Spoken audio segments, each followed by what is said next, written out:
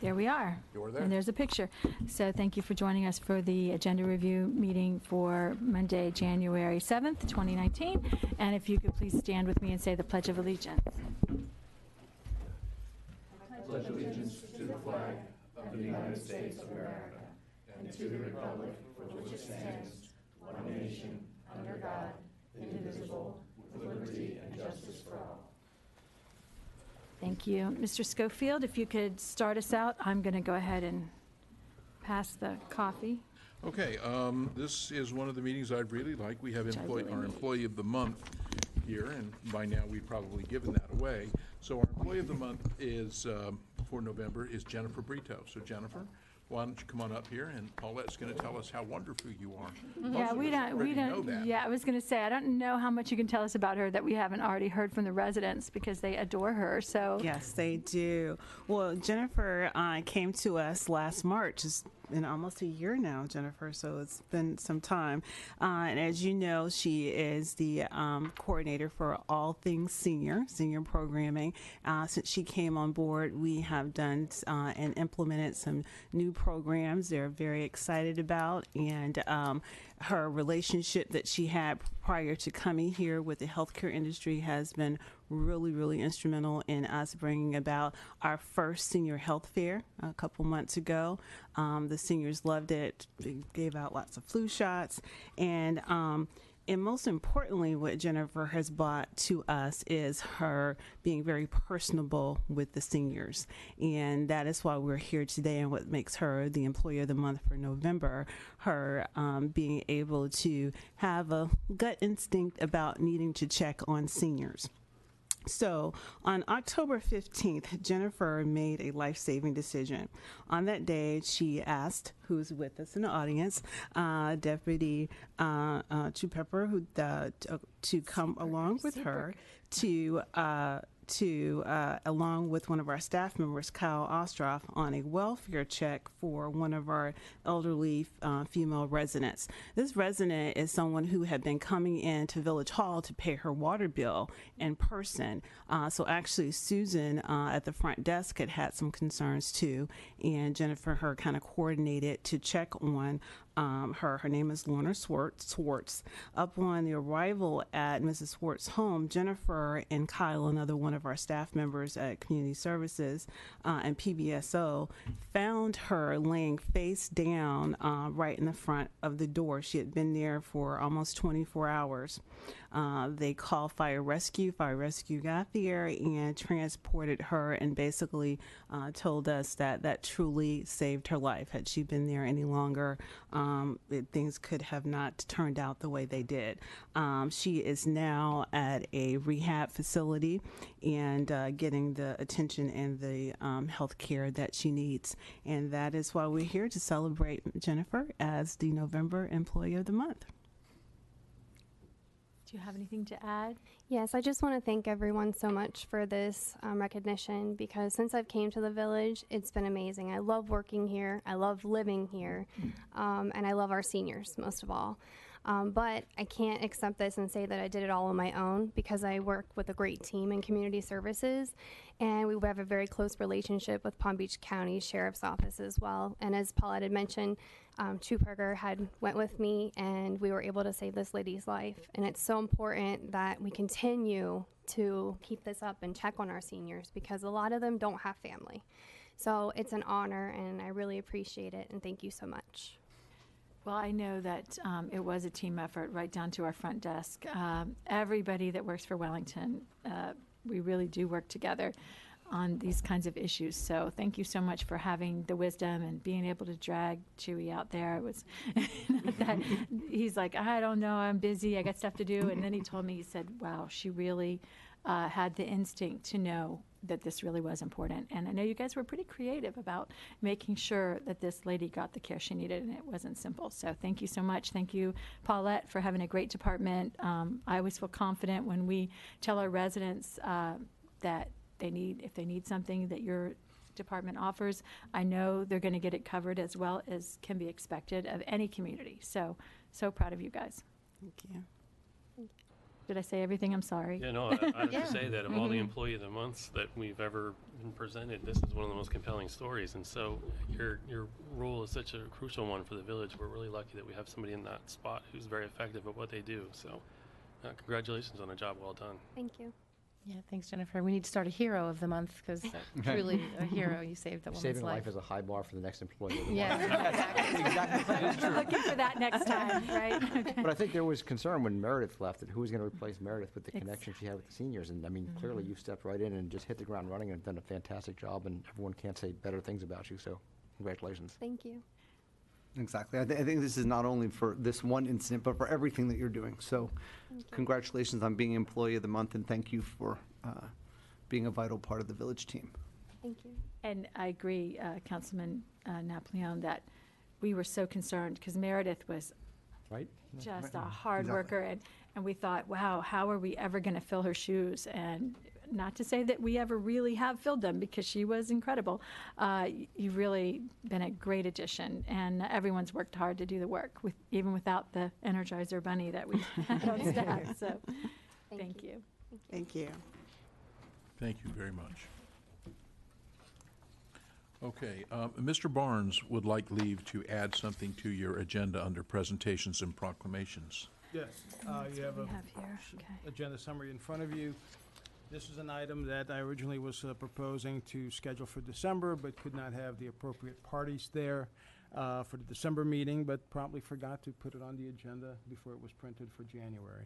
But I think it's a good thing. It involves the schools, kids, and money. And the money's not ours. It's coming from the Community Foundation, and they're all anxious to award it to us. And through our involvement with the Community Foundation, can fund a special populations program at the high school for the Vince Ramos using equine-assisted learning for them. So I think everybody is proposed to be here tomorrow evening to accept that on behalf of the high school and Vince Ramos, and of course we'll be here. And Mr. Wyndham is anxious to be able to present us with the check. And this is basically the high school agreeing to help Vince Ramos So along basically- with this sponsoring. Yeah, basically, Vince Ramos does the equine-assisted Right. learning either as an after-school or out-of-school type program, but they've had recent experience with middle school students using equine-assisted learning from Okeechobee Middle School and another middle school in the county, and had great success with it. So looking at trying to come up with programs, which we have not had to date, with the high school outside of school learning, we thought this was the right mix, and the opportunity presented itself. The limitation was cost. The school district will be stepping up and transporting, because that's another challenge when you're dealing with the schools during the course of the school day. So they'll be able to transport, and Vince Ramos provides the instruction. So it was great that we could make everything happen with the Community Foundation for funding that. Very well. I'm really excited to see this happening because I think it was when I first got on council, we started having meetings with Vince Ramos, and I was there when we took out former Mayor Tom Wenham to see the program in action. And I'm so happy to be starting the new year off with this program. So thank you for working towards making it happen, and thanks to the Wellington Community Foundation. Absolutely. So we'll agree to walk them on. I think you have a yes. Okay, that's, Otherwise, it was going to be Yeah, it was going to be, a bad yeah, day for me. right. Thank you. It's just All a right. favor for you, Jim, that's all. Right. then we'll take us to the consent agenda. The first item on the consent agenda is minutes of the November 13th and December 11th, 2018 council meeting. Before we go any further with presentations and proclamations, can we give a second for a shout out to my newest family member? I think Tanya has, I think we should have a picture. she does, she has a picture. And there she is. This is the And one? there she is, that's the one. That's my favorite of her. That's the time that I feel closest to her and identify the most with her. She was actually not crying, for the record. She was making that face, but absolutely no noise. It was so darn adorable. The agenda. After I showed her the agenda, so yes, that's Leighton Everly Chusid that was born Thursday at 1:01 p.m. And she's taken after her grandmother. She's very demanding. I'm just kidding. She's wonderful. She was 6 pounds 5 ounces, 18 3/4 inches, and everything's going great. So just had to blast that under Congratulations, presentations. And Grandma. it won't come on tomorrow night. It won't be on tomorrow night. So this is the chance. But yeah, that's my favorite picture of her. So anyways, thanks. It was a So lot what's of your hard new work. title, Grandma? It's anything she says. Anything she says out of her mouth, she calls me will be fine. Anything she comes up with. So How are you going to sign cards? how am I going to There. sign cards? I will still be Anne. I will be, well, I don't know. We'll worry about that. No, I really am going straight for the Grandma Gerwig thing. And that's just like the traditional, you know me, I'm a traditionalist. So, but yeah, she's really, really, really cute and has everyone wrapped around her finger already. So, and the dogs and the cats love her, and it's all worked out. The little coming home was excellent. So she's doing really well. So thank you for that point of personal proclamation. Now we're on to the minutes of those two council meetings. If anyone Any changes has or any. corrections, if you'd see Ms. Newman, she'll be happy to make them. Okay, if we catch anything, we'll get with you on it. Okay, now you have two items that are coming up that really deal with storage. The first item is authorization to utilize the state of Florida contract for the purchase and delivery of Nimble Storage Adaptive Flash Base Array. And they can explain that in excruciating detail, but what it really boils down to is that the existing units are reaching their end-of-life service. The purchase amount for this is $242,769.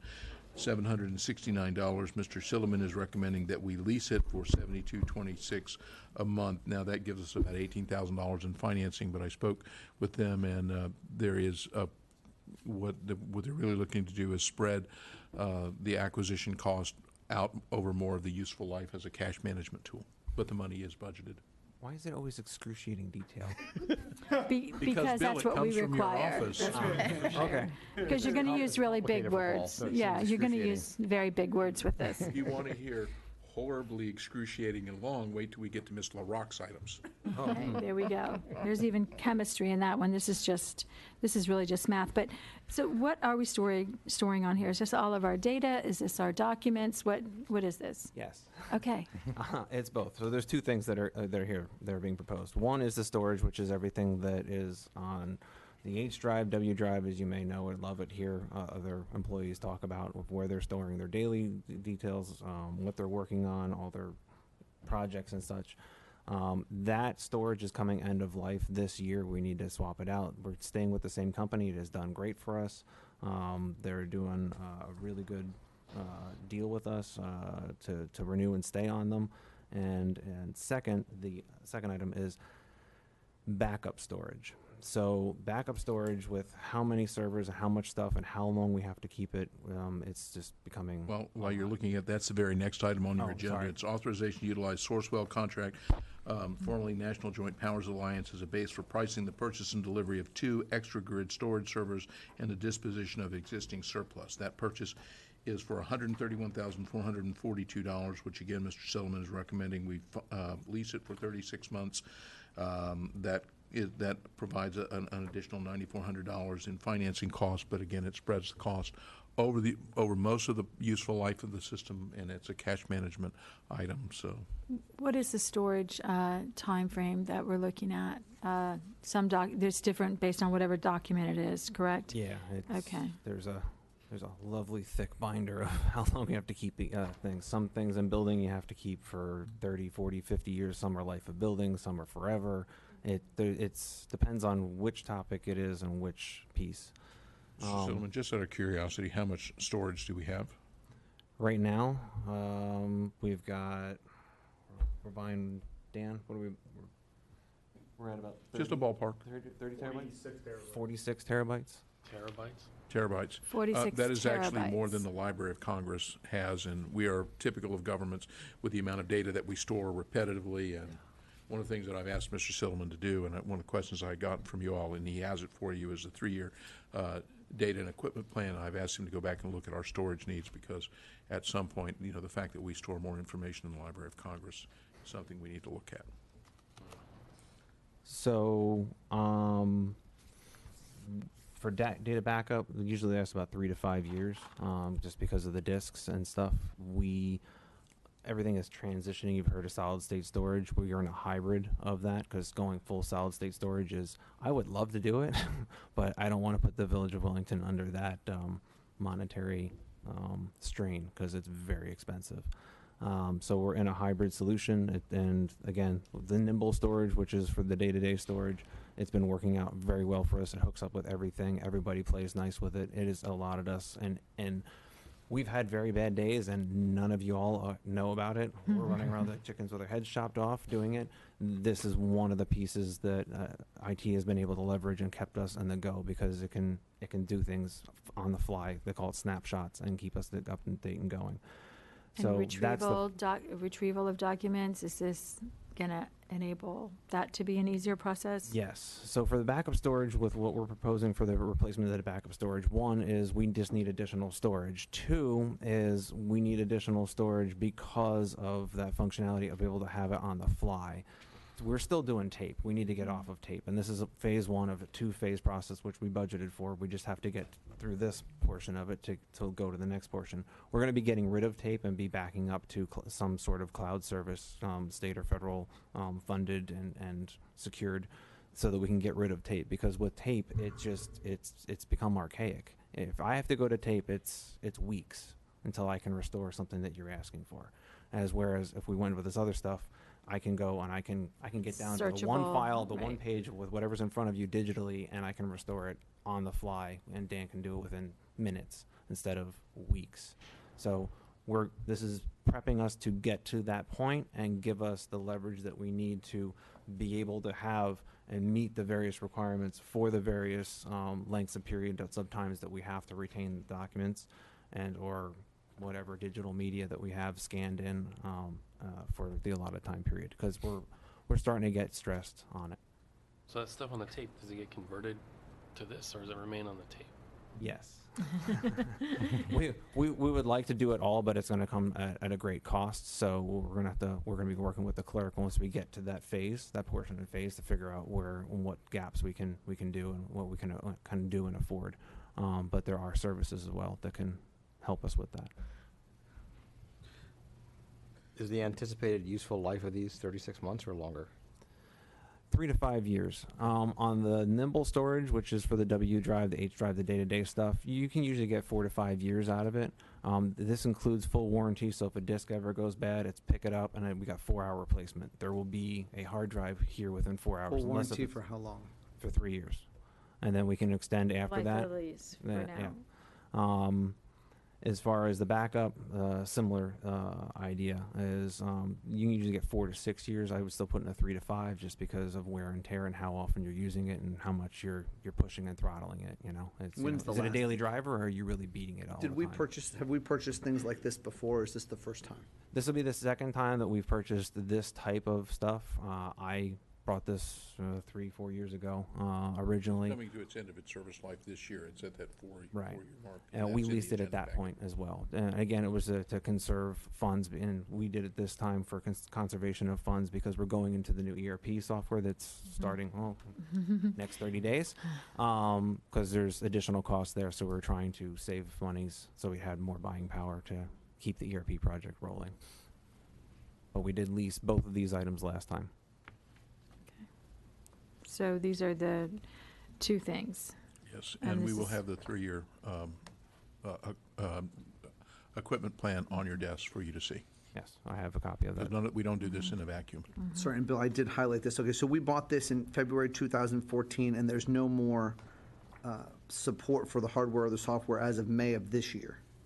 Correct. And so is there a date of how long this will be supported, or do we have any idea? What we're proposing new to ones? buy, they are only 13 or 14 months into their rollout of this, and they said that they will support it for 10 years. And after 10 years, that they've got various ways of keeping on that. But that will long be after I will be edging us to get off of it and move to something else. Well, technology changes so fast, and that's the Well, hard and part.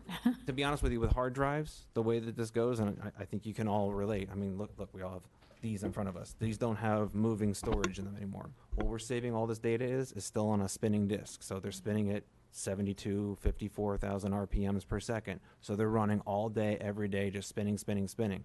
These solid state devices are still too expensive. We're on a hybrid. Half of it is solid state, half of it is still spinning disk. We are going to definitely hit that 3 to 4 mark, and I'm going to be saying, look, we need to get off of this. We need to go to the latest and greatest. Hopefully it's solid state. Could be something new by that time. Who knows the way the technology goes? Every 3 to 6 months, something new is coming out, right? So I'm not worried about that. Very well. Good question, though. Any other questions on this? Thanks. All right, thank you. All right. And that's the next item also, that source well, we've already, We just did them both Yeah, together. Right. That's for the data backup. okay. Okay, and that will take us to Thank the you. item, Thank which you. is authorization to award task orders to provide engineering consulting services for the water reclamation facility lighting and lighting protection upgrade design. And this too has, Bill, this one has far more data behind it than yours does. And so Ms. LaRocque is going to give you that. What I will tell you is that this is in the amount, it's budgeted in the capital improvement plan for $1 million.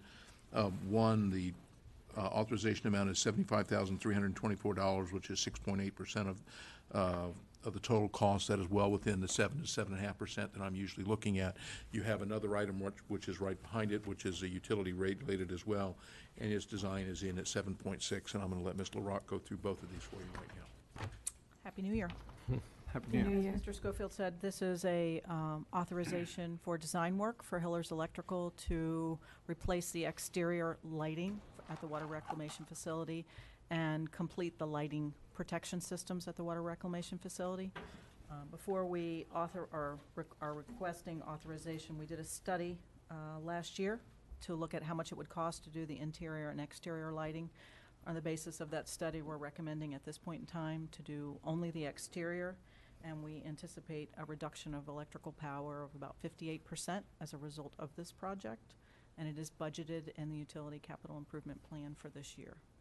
And why did they want to do the exterior first? It didn't have this Oh. made more sense, and I didn't have it it wasn't in the capital plan at the time, so we're going to move that out to further So interior lighting will go in an out year. later. Yeah, we're doing some of it under the water reclamation facility project, which you will be seeing in the next couple months.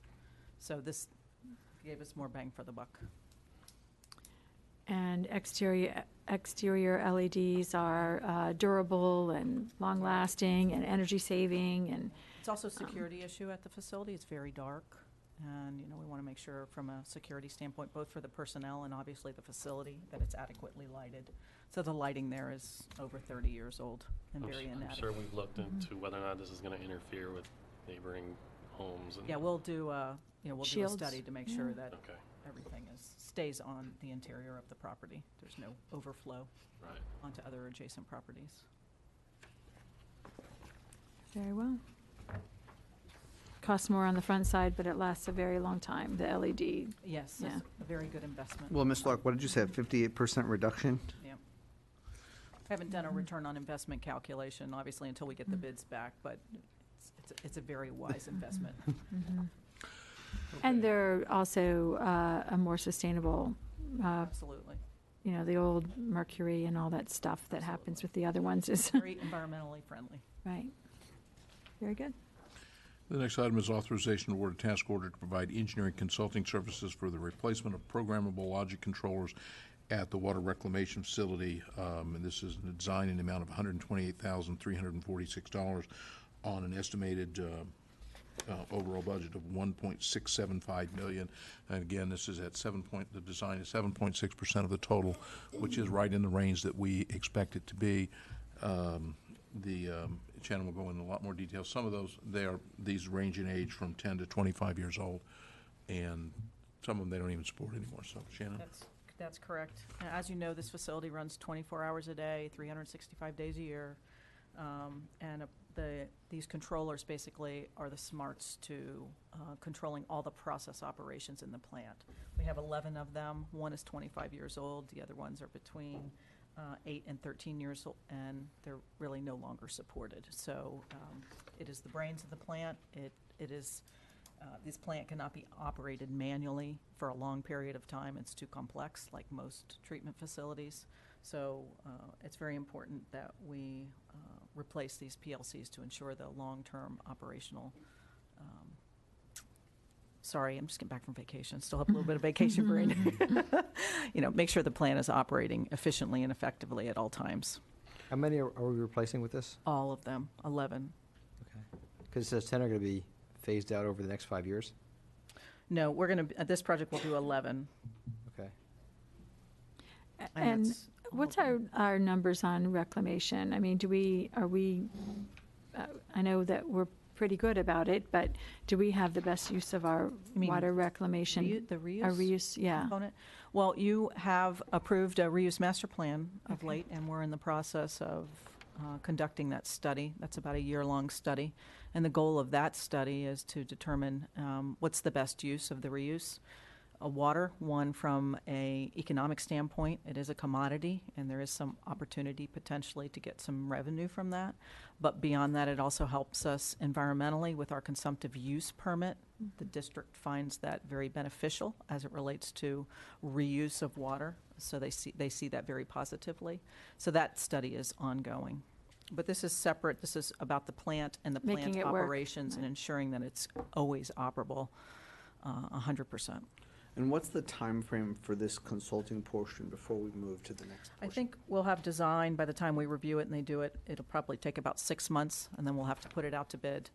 And that'll take another couple months, and then probably construction on a project like this is about 12 months, because there's a lot of aspects related to ensuring that we don't disrupt plant operations. So it's a very complicated construction project. And we'll be having construction of hopefully construction of the water reclamation facility rehabilitation project going at the same time. So a lot of careful planning will need to be done.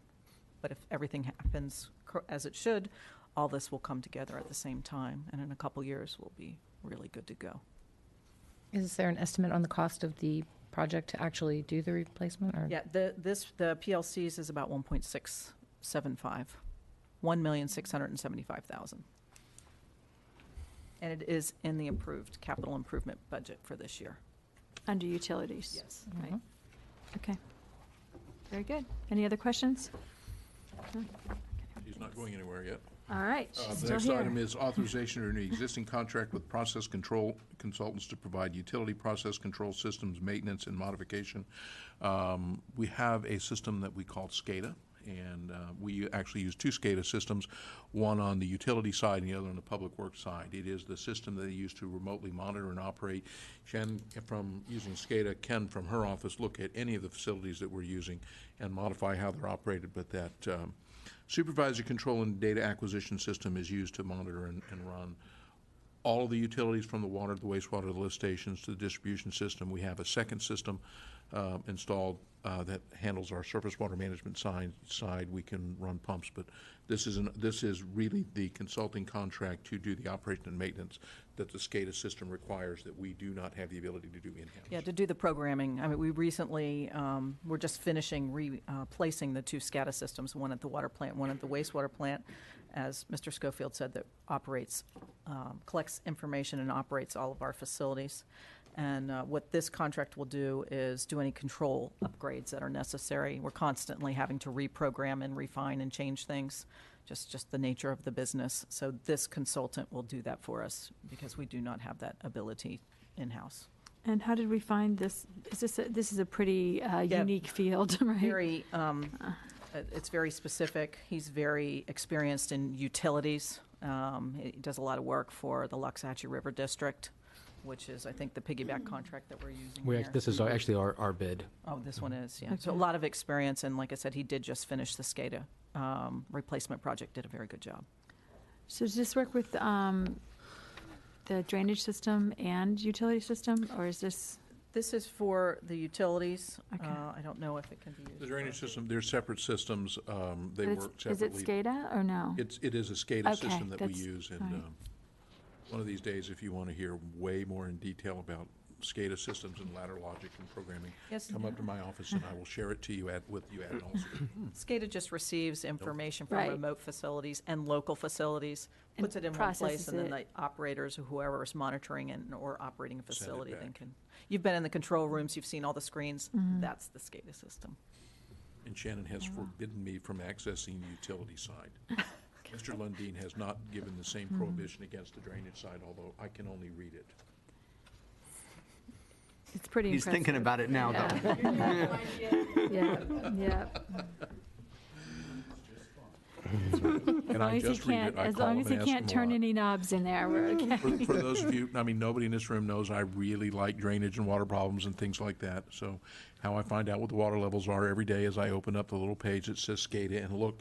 You can, it's really kind of, it's great technology. You can look at any specific data point that That you one I'm have. more familiar with Time. than It's all this real time. Right. side I of mean- it. But yeah, very interesting In stuff. about 30 seconds, Shannon can open up her iPhone and tell you which lift station pumps are operating in the village, Not the iPhone, but my computer. or the computer, or they can tell you at what capacity much the water or information on wastewater plant is running.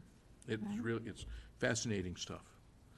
Okay, the next item is nuts and authorization bolts. to utilize the City of Pompano Beach contract as a basis for pricing and repairs and calibration of flow meters and related devices. And Shannon has a significant number of monitoring control devices in the plants that require annual maintenance, and this is in the amount, I know that I just read that in here.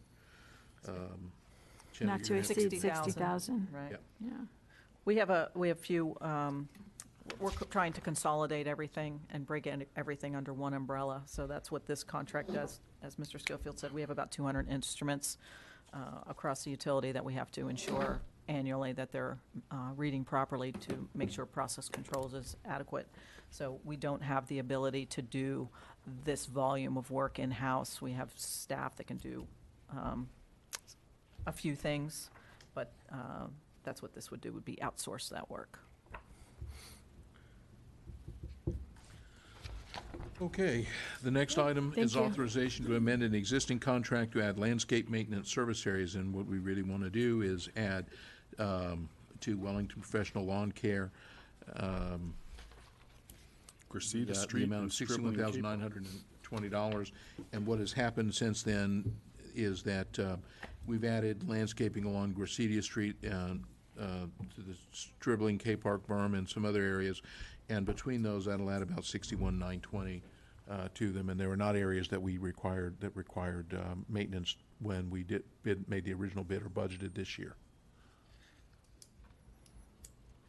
Well, Said it very well. I've heard some really good comments from the public about the Stribling road improvements. So I haven't seen the ones on Cressida, but, Cressida is basically just mowing. okay. Yeah, The all the- canal banks on. It's just on adding these- that. Yeah, and Okay. adding that was How still under often are the- those, how often are those going to be mowed pursuant to this contract? 36 times a year. 3 times a month. Well, in the summer it'll be more, in It'll the be winter it'll more, be right, less. Right, so- right. On average. Right, on average. Once we turn that's a C-23 there, once we turn that into a bridle path, we kind of committed to having to maintain it and mow it. And they're using that a lot. Yeah, we knew that would be a big point of entry there for the showgrounds, so, all right, well, this is the best we can do on it, so we thank you for getting us the price. Wellington Pro Lawn's done a really good job in the past for us, so they are nothing like Orchid Man. That's correct. To throw Stay- that in stay every right. time I get the chance. Stay right where you're at, Tom. Next item is authorization to award a contract for the reconditioning of the trash rakes at pump station number 6. That trash rake is currently not working. Tom has gotten a price to recondition it at $46,200. He can replace it for $175,000. So we just thought the best thing was to get an additional 5 to 7 years out of it by reconditioning it. And then we'll, it's part of normal operation and maintenance, and the funds are budgeted. Miss anything here? How old is this facility, the trash rakes that we're using now? The trash rakes were originally installed in 2004, Okay. and I figured you'd probably get about 25, 30 years out of them. So, And With this reconditioning? yep. Well, the reconditioning will push us down the road probably 5 to 7 years. It'll last 5 to 7 years. before And then we it'll have to be do- reconditioned Then we'll have to again? do it again, yeah. Right. And this is not the first time we've gotten one of these about the trash rake, is that? We have, I forget how many we have in the village here approximately. 6 of them. No, you are correct. We have reconditioned other trash rakes as problems tend to crop up with them after major storms. Those are the ones that are popping Right. up post the last storm, so, yeah, and it's normal repair And is and this, replacement. and is this cost in line with what we've paid previously? I'm going to say yes. It is in line with what we've paid previously. Where we're at now in terms of going with the reconditioning at 46.2 is that at some point, we've got the 6 rakes that are all manufactured by Hydro Components, and they're the ones doing the actual reconditioning. At some point, when we get to the end of that useful life, even after the 5 to 7 years, is we would at that point probably consider either sticking with the Hydro Components type system or going with a totally different system, and staff's been in the process of researching that. And by the time we get to the point where we're going to be ready to replace one, we'll have a better idea what we're going to go with, whether we Wait a stick with minute, Hydro Mr. Barnes, you Components. just told us 5 to 7 years, and I'm sure that I just heard a much longer number from 30 Mr. years. Lundin. That's The total life original, cycle. the total life cycle is probably about 30 years for these. Without having to recondition. Right, but that This is not, gives us But 5 you to still 7 have to do, This extends the useful life by 5 to right, 7 but years. it is not 30 years without maintenance and reconditioning. Right. Okay. and this is, Mr. Barnes is talking about, because he's being a lot kinder to you than he was to me when they brought this up to my office to explain the $46,000. Part of the problem that we have with the cost for this, these are not things that they can be reconditioned here or locally. We have to disassemble that and ship it to Wisconsin, and then it is shipped back. So we would really like to avoid that. When we get into replacing to more of them needing more regular maintenance, we will then come to you with a more cost-effective system that has local maintenance or something that we can maintain ourselves. But these proprietary systems, and honestly, they were the best things available. When we went through Francis and Jean in 2004, we didn't have the trash rakes to do that. So we had people out physically on those structures raking debris out. These, if you've not seen them operate, these go up, they move across it, they take it, they dump it on the side, and we remove it. So even at their cost, they are significantly cheaper than having people manning those structures during During every a storm. yeah, and that's a significant problem, things blocking. But the raking system at Section 24, the Marjorie Stoneham Douglas Habitat, at Everglades Habitat. Everglades Habitat at the Marjorie Stoneham Douglas at Section 24. So, yes, but that long name place, I think the rakes there won an award for their design. Does anyone? Not just the rakes, the actual complete system at Section 24, 1 and 8. But I thought the rakes were somehow unique about that. Are they not? I don't know. I don't think so. Okay. I mean, they're, I think, newer. They're certainly the newest ones, or one of the newer ones we have, as opposed to the ones that were put in, Okay. a few years ago. Are they this brand? I think so. Everything we've got Okay. right now are all Hydro Components. Okay. Because that's what was available. It literally was what was available when we did this. Okay. Well, we want to maintain drainage have to at the have them. highest level that we can, because we can't have that stopping, so, thank you. All right, the next item is authorization to award a contract for the Binks Point Pathway Project and approval of resolution number 2019-01, amending the fiscal year 2018-19 road impact budget and the governmental capital fund to assign funds for Binks Point Pathway Project and providing an effective date. And you remember I've told you in the past that that if we have a budget resolution in here, then we didn't have the money budgeted for this, and there's a reason for that. We have always known, we've always been looking to do this project, but the reason we're bringing it forward now is that out of the money that we're proposing, which is $710,000, $424,568 is coming from an FDOT grant, and Wellington's responsibility is $286,007. It's been a part of the project plan, it's part of the capital plan, but we can fund it now by taking $286,000 out of roadway fees, which we have available, and then combining that with the grant of $424,000, and we get this done now and earlier. And we are recommending both there are several parts. We're recommending the acceptance of the $425,000 from the Department of Transportation, the transferring of $286,000 from roadway reserves, and then the funding of the project at $710,000. I need to ask a question before we go on. It's awarding a contract to Ferreira Construction, but it looks to me like there's a subcontract to Ingenuity Group involved in this. Is that the case? Because I have a conflict if that is. I think. I have to check the numbers, but I think I meet the standard for a Page conflict. 226. That's what I'm looking at. Contract, they're performing the construction survey. So I'm going to go ahead and, based on seeing that name, assuming that I have it, I'm just going to go ahead and recuse myself from this. Thanks. Okay, then we're gonna need to move this to the regular agenda. Yes. All right, so that would be my recommendation now, is to remove this to the regular agenda as item 8B. How long do we think this project is going to take to construct? Pathway, I can't imagine it going more than, well, the biggest part of this is the bridge, bridgeway that right. crosses the C8 canal. I would say 6 to 9, well, over a year. Oh, we have a lap certification. No DOT projects go quickly. I thought you might say that. And But we should Councilman be done Napolitano, you will before get to be that. very familiar with those since you sit on the TPA now. Yes.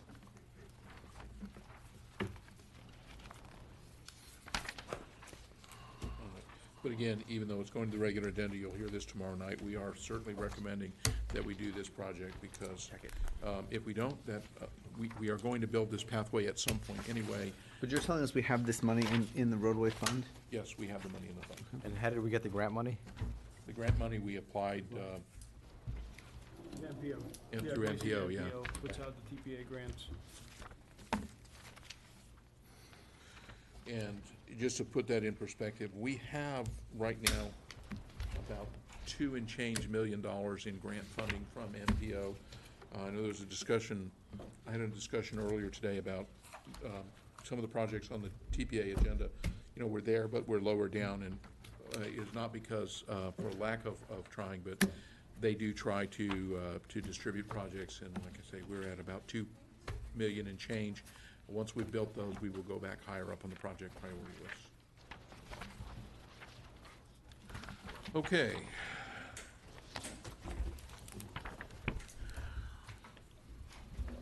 Then we're moving on.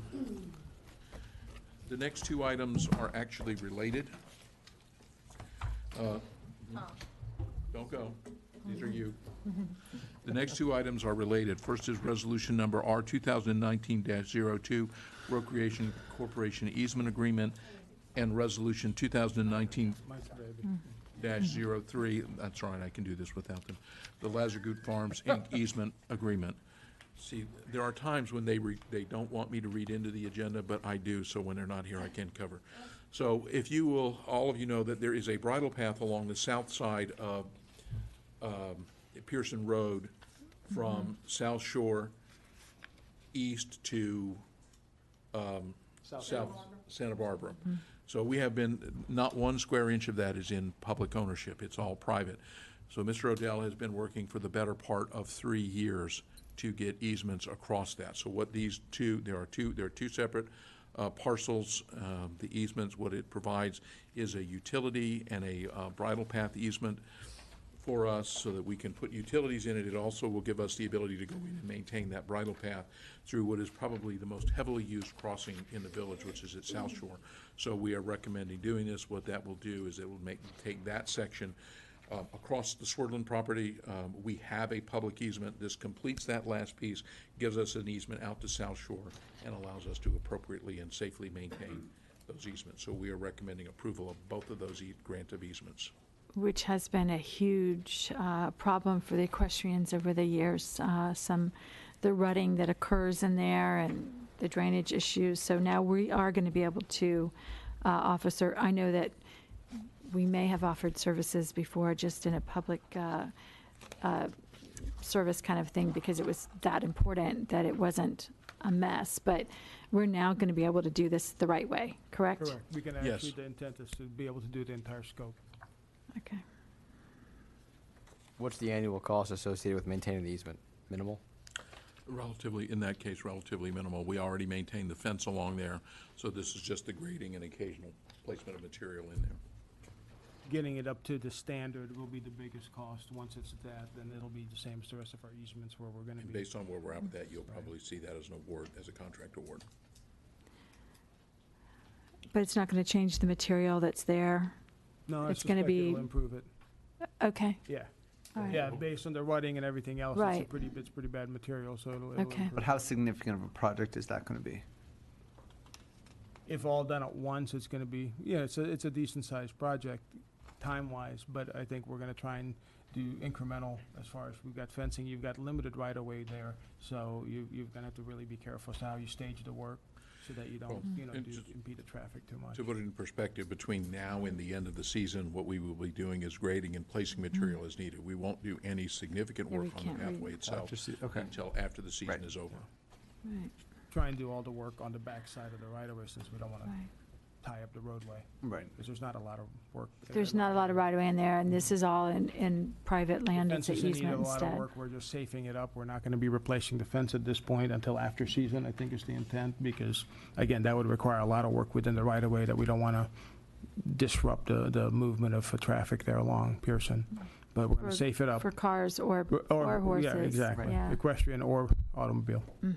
Well, I want to say thanks. I see Mike Odell sitting back there, and I know he has, A labor of love for Mike. it has been, and. Well, maybe and not I- love all the time, but A a ton labor. of, and this has been, every council I've served on has asked for this, so thank you. This is a long time coming, and we appreciate the hard work that We've you've. been asking this question for 17 years. We've worked for 4 steady. This is, he has been back and forth for the last 3 years between, we've gotten easements, we're getting ready to go, they've been withdrawn. Finally, we're at a point which actually gives us some hope. We might actually be able to negotiate with Grand Prix Village next. But that Very one has good. been a 5-year process that dies more often, that every time we get close. It's never easy getting easements out of the equestrian community. Well, and accommodating the kind of traffic that goes through there and Correct. the amount of wear and tear and the safety it's huge. So thank you very much again, and it'll just get us, and that's how we're doing this, unfortunately. I mean, if this had been done ahead of And just- time, the way you do planning, but this kind of has grown around us, so it's been the hard kind of work. And I would be remiss if I did not recognize that a fair amount of the work that got us here was Dr. Swerdlin working with us and the property owners, so we are grateful for that as well. Very good. Okay, that brings us to the end of the consent agenda, and it brings us to public hearings, and the first item under public hearings is ordinance number 2019-01. It's an amendment to the nuisance ordinance so basically, Mr. Basehart will go through that. One of the little hidden consequences of this ordinance is, I think our ordinance we enforce it now, this provides some clarity, but it also does something that I want to make sure the council knows we're doing, is it applies the property to us, and the ordinance is to us equally, and one of the things that I will tell you where it could apply, all of you know that we lease K Park to Alderman Farms for farming. At the point, should they ever discontinue that, then this ordinance equally applies to us, so then we will be out maintaining that. Mr. Basehart. Yes, sir. Of course, this is part of the Code of Ordinances, not part of the land development regulations, and it's basically Chapter 30, Article 2, and what we're doing is we're amending 3 sections. We're modifying definitions within, which is Section 30-51, just basically for clarification purposes. It doesn't really change the way we've interpreted the code in the past. In some code enforcement actions, there have been challenges to what developed property really is, and so we're clarifying that, so there's no question anymore. And then Section 30-53, which is nuisances declared, is the section of the code. And then the abatement section, which is Section 30-54. And basically, in a short statement, the purpose of this is to improve the standards for maintenance of properties within the village for the purpose of protecting the health and the safety and the enjoyment of our residents on their property. If either developed or undeveloped properties fall into disrepair and they're not maintained, it creates nuisances, it creates Varmints and. Yeah, varmints, and it really hurts the ability of people to enjoy their property. Over the last couple of years, there's been a substantial increase in the amount of complaints from property owners about vacant or developed or undeveloped property that's not currently being used. Actually, some actually being used. So we've put some clarification in as well to clearly define that this ordinance applies to developed and undeveloped property, and in developed, occupied or unoccupied. So it makes enforcement a little easier to do. So basically, and the rest of it, we want to make it very clear, the provisions of the code very clear and simpler to read and understand, like we've been doing with the LDR. So we've eliminated a lot of the text in the new section, and we've replaced it with a table, which I think is perfectly clear. And the other thing that we've done is we've specifically made a category of use out of golf courses, so it's very clear and undebatable, non-debatable, I guess is the right word, what is expected of golf courses, both the ones that are active or inactive. And in a nutshell, that's changes. And as Paul mentioned, the ordinance applies to all property in the village, whether it be village-owned or state-owned or privately owned. It applies to all property. So if we were to decommission a park and stop using it as a park, we'd have to maintain it to the same standards that we're requiring anybody else to. One question I had looking at this was, what about large undeveloped properties that have never been developed, like the FINA property? I mean, people who live adjacent to that think they live on a preserve, but it's actually just overgrown Florida land. So how will Lake Fina? Yes, there's a lake back there, yeah. But in the meantime, that's my question, is if you have property that you have held for a long time and not developed it, how will this affect that? Well, it basically... Because there's a lake on it. There's a lake on it. What we've done is we've increased the distance around the perimeter of the property that you have to maintain the vegetation at. So it used to be, an undeveloped property, and again, there could have been previously a debate on whether that's developed property or not, but I think the new definition clears it up. It's a developed property. The land has been altered and it's been used for something, for active purposes, so we consider it a developed property.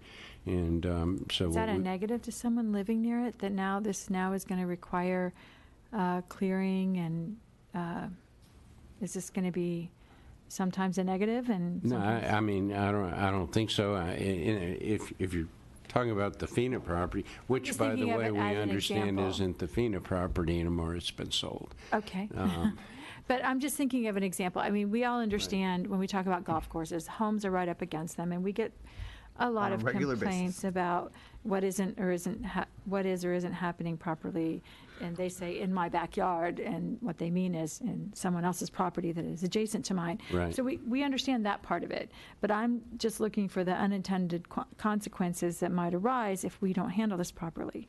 Okay. Well, first of all, and what we've done, if looking at the table. And I wasn't trying to single out that property. It was just one of the few undeveloped, or could be considered undeveloped until now, because we go, there's lakes on it, so it's developed. I was just looking for something There are that... other properties similar to that one in the south end of the village and stuff like that. That would Right, be I'm sure equally there are, and that's why I'm saying I don't mean to single any property out, but just as an example, what would happen now differently? What we've done is across the board, except for undeveloped property that's greater than an acre, we've established a 6-inch height limit for vegetation around the perimeter for 120 feet. Currently, it's 60 feet. And so that basically doubles the depth to which you have to maintain the property to a 6-inch standard. We did, on undeveloped property that's greater than a half acre, our environmental staff members, felt like we should not put the 6-inch standard, because on a truly undeveloped property, there's often native understory that you want to kind of preserve until the property comes into development. That all changes when the property becomes developed.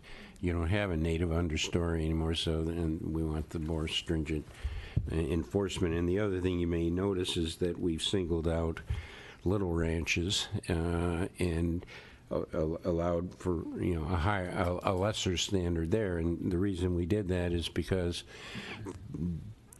that provision, the 18 inches for the first 120 feet, was actually part of the annexation agreement when they annexed in, so we didn't touch it.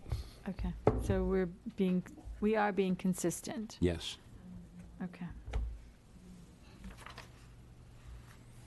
Other than that, anyone has any questions? When you get to the nuisance abatement on what's page 346, talks about if the nuisance creates a danger to the health, safety, and welfare in one or more of the ways. In section 30-53, who determines that? Well, that would be a staff interpretation.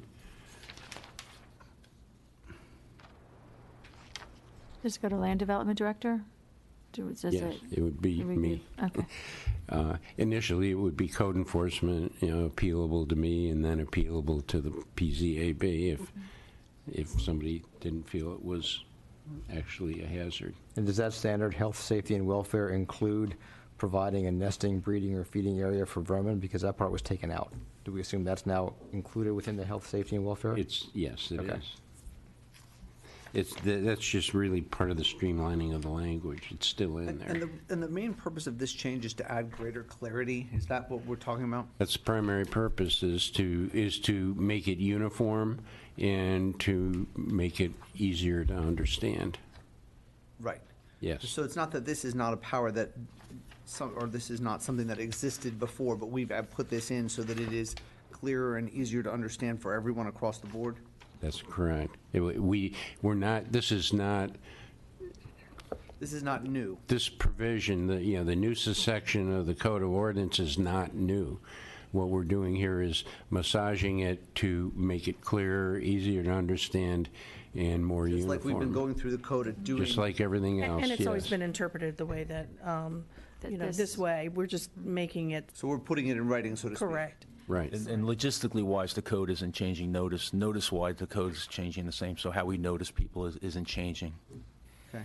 And it makes it now apply to an active golf course, too, which it didn't before. Well, our interpretation developed is, property. our interpretation that it did, there was argument, there was debate about that, but the special magistrates agreed with our interpretation of the code, but this amendment eliminates any need for any discussion or debate about what it applies to.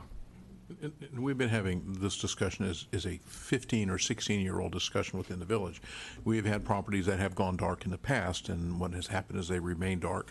You will get an owner who says, well, it's not developed property anymore. Well, it is developed property. Just because it's not being used does not mean it wasn't ever developed at some point. And what this applies to is properties that there is a reasonable expectation that they will be maintained in a safe and healthy manner. They don't have to be maintained, they're not manicured lawns anymore, but this provides a standard, and it makes for consistency between the Code of Ordinances and the land development regulations.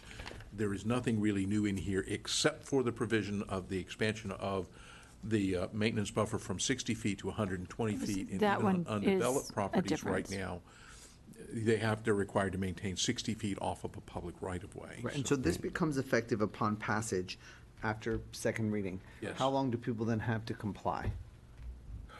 I don't think it would change the compliance if they're in violation. We are already going to cite for anything that's under here. We would already cite for anyway. So, it's not a new standard that's being applied. So if somebody were cited, this is typically vegetation. They are given, if there's a violation, they're given a courtesy notice that says, you've got 30 days to correct this. If they don't, they're going to get another violation, a notice of violation, notice of hearing, which gives them another 30 days. And again, I love displaying the code enforcement process, really I do. What that happens, the code enforcement process is a 2-hearing process. So, you know, they are 60 days before they ever hit the first hearing. And at that first hearing, the special magistrate will determine that if that a violation existed. If it's corrected, it's done. And if it's not, they're going to get another notice, which gives them another 30 days. So they are 3 months down the road before there is ever a consequence, really, and that's dictated by state law. It is not something that the council That's can what change. is what's going to happen here. That is exactly what will happen here. That And same there'll also 90 be, days. a little bit of an education process for the lot owners that we do have who have been cutting the 60 feet. Well, that's my previously. question. Right, I understand. So we're going to reach out to them and let them know. We do have lot owners who work with us and maintain that 60-foot. And it's not just along a right-of-way, it's along a private property line. It's around the So- perimeter. Perimeter. So if you, like I said, if you back up to it and you're used to seeing a lot of growth, it may look different. And I want to make sure that people understand that it's our, because lots of times they liked that overgrown look. So, you know, we need to make sure that and it's the a thing I positive. want to clarify is that the thing along public rights of way is for undeveloped properties, and the developed Right. properties are in a very different category. But undeveloped properties who are adjacent to residential properties would have to go to 120. Yes, yeah. Everybody will have to go the 120 now under this change instead of the 60. I'm trying to look at the table Okay, and I'm just figure it going to out. back up, because one of the conversations you had a moment ago was that the members of the environmental staff thought on undeveloped properties we didn't want to be doing that because we might be disturbing native understory. They didn't want to go to the 6-inch requirement. Okay. But, It was, right, 6 versus 12 versus Right. 18. Right. but it's okay to be taller, but it still has to be It cleaned still out. has to be maintained, yes. And I suspect when you look at our code and you look at undeveloped property that is native condition and has not been taken over by invasives, we generally, the code requires that the native vegetation be left and be compensated Right. for if it's taken out. Right. That's part of And- any And there vegetation. isn't The really difficult- very much of that left around. No, because the exotics have taken over. But the problem is people are used to seeing growth and they don't know the difference. I mean, they look and they see green, and this is going to be. This goes back to this point about I live on a preserve, even, Right. that, Whether even you though do that's or not not. accurate. Yeah. That's Yeah. correct. Okay. Well, as long as we're being clear and we're doing what's right And then environmentally. we're uniformly And applying we're, it. yeah. And we are. Okay. Ms. Cohen, Very you've well. been through all of this and Yes, we've reviewed it and made our changes. looked at how it will work operationally. Mr. Koch, the same? Yes.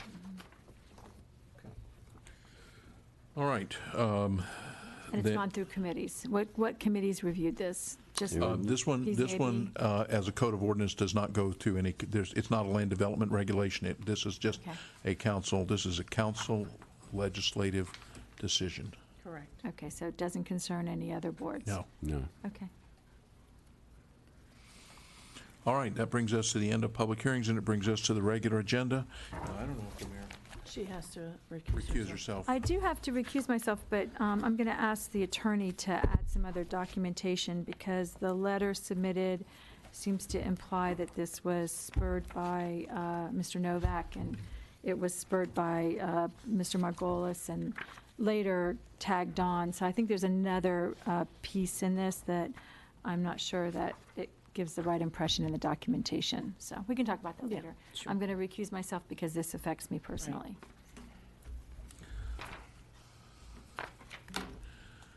Okay. So, Decide- Go ahead. in, back in 2016, well, let me back up. In the following the 2012 election, 2012 election, there were a number of ethics complaints that were filed against sitting council members. And those council members, excuse me for a minute. Those council members were forced to retain attorneys to defend them in those cases.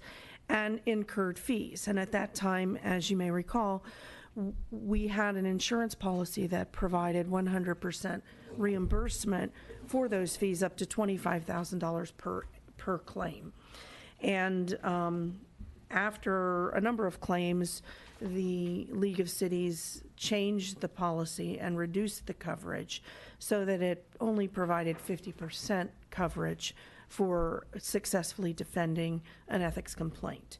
And so in the 2015 timeframe, the village adopted a reimbursement policy. And under the policy, if you successfully defend an ethics complaint, you are entitled to first seek reimbursement through the insurance policy, and for the portion that the insurance policy does not pay, then you may make a request to the village council for fees, attorney's fees and costs incurred in defending that complaint. And so in 2016, a complaint was filed against the mayor by Mr. Margolis and Mr. Novak. And she, on my advice, retained an attorney to represent her in that matter, and she did successfully defend, and there was a finding of no probable cause. And so we submitted a claim to the insurance carrier, and we received funds as a result of that from the policy.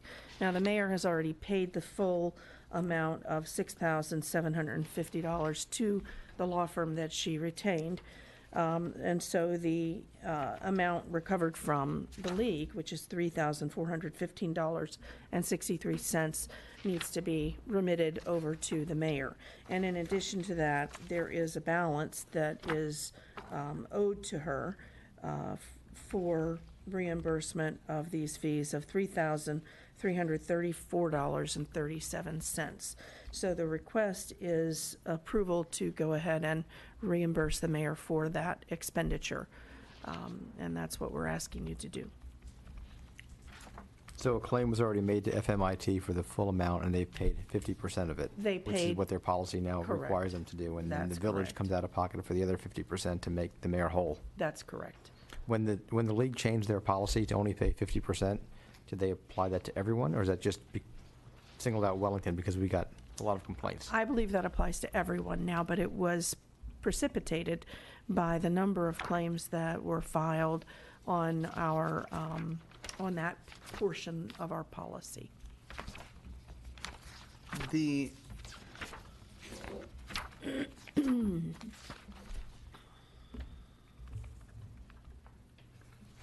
the engagement letter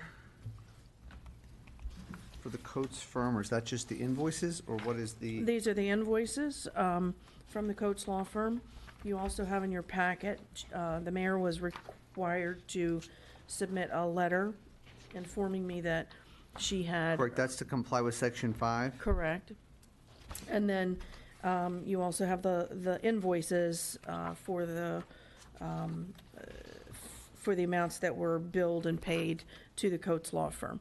And then, of course, you have the report of the Commission on Ethics showing that there was no finding of probable cause and no wrongdoing. And so she's met the requirements of the reimbursement policy, and we're recommending that you approve the reimbursement to her in that amount. And the reason for this is because, you know, any one of you could find yourselves in a similar situation, and we don't want to have these types of things have a chilling effect on the willingness of people to be able to serve. We want people to come forward and serve on our boards, our committees, our council, and if they are unfortunate enough to have an ethics complaint filed and they successfully defend it, the policy is that they should not be out of pocket for that expenditure. So I thought I heard you say legal fees and costs. Yes. What about travel costs and hotel and things of that nature? That is not part of the reimbursement policy. The reimbursement policy speaks to attorney's fees and costs. You know, the way that I interpret that is typically like court costs and things. The mayor has not submitted for reimbursement of those costs, but that wouldn't preclude you from authorizing reimbursement if you felt that that was appropriate. Okay, is the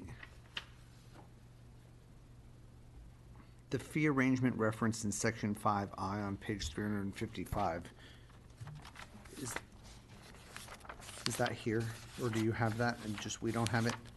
Section 5, the insurance, you mean? Or Excuse me, section 3 on page 355, 3I talks about a copy of the fee arrangement. Mhm. Do you have that? It is not in this packet, but I can get it for you by tomorrow night. It is an agreement between the mayor and the law firm. It is not, we did not contract for the services, so. Okay. Understood. Mhm. Ms. Cohen, let me go back to my earlier question. So, do I understand you correctly, if the mayor had submit reimbursement for hotel and travel, that still would not have qualified? Well, you still have a right under Florida law to reimburse for those types of things. The way that the policy was written, it doesn't, to me, it appears. It doesn't say legal costs, it says costs incurred by Exactly. them, so that could include You could hotels. read it that way. And But even if it didn't in the policy itself, you would still have a right to seek that under, under the case law that interprets, like a common law right of reimbursement for, or indemnification for that type of an expense. The mayor did not request reimbursement for that, but if she were to request that, you could go ahead and authorize that. And we could bring that back to you, or she could supplement her request between today and tomorrow. has the village reimbursed those types of costs before? And have they been asked to?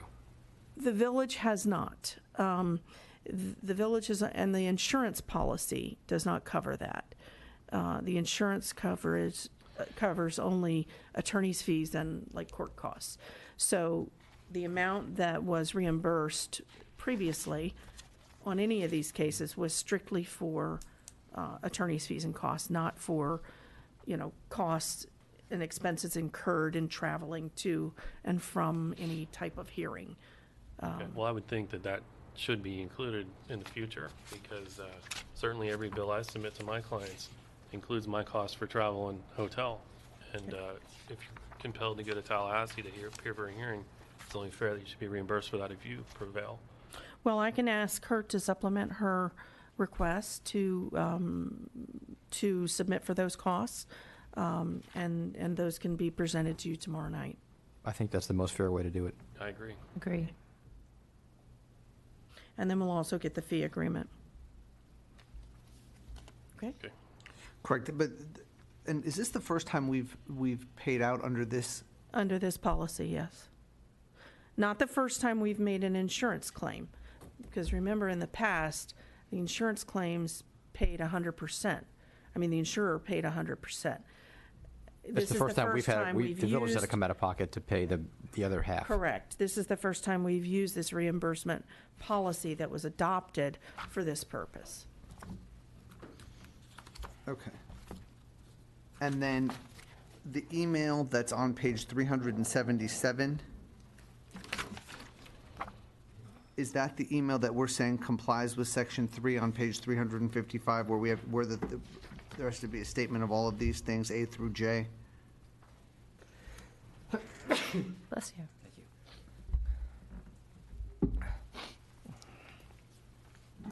Yeah, even this email makes reference to 2 trips to Yes. Tallahassee.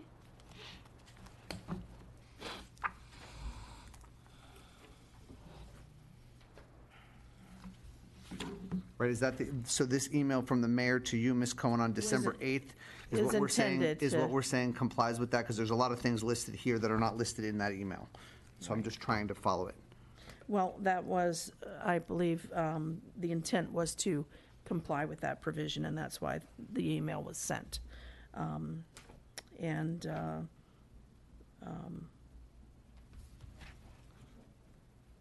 Well, actually, she's specifically saying she's not requesting anything else.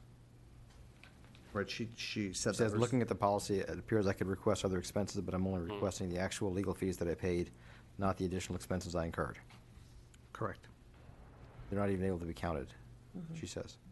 I mean, if she wants to amend this, I'm happy to entertain that, but if she doesn't want to amend it, then I'm Right. happy to approve it the way it is tomorrow night. I agree. But I think the way we handled the situation could affect how future council handles one down the road. And so I just think it's only fair that we should include travel costs and hotel expenses. Well, and if that's your interpretation of what that means, then, I think that that's a fair reading of it. So, I will get you the additional information that you're looking for, and I'll ask the mayor to supplement the email to make sure that she addresses A through J, so that there's no question that has been complied with. Mr. McGovern. Thank you. Okay. And really, I just think for the record, we should have particularly item I.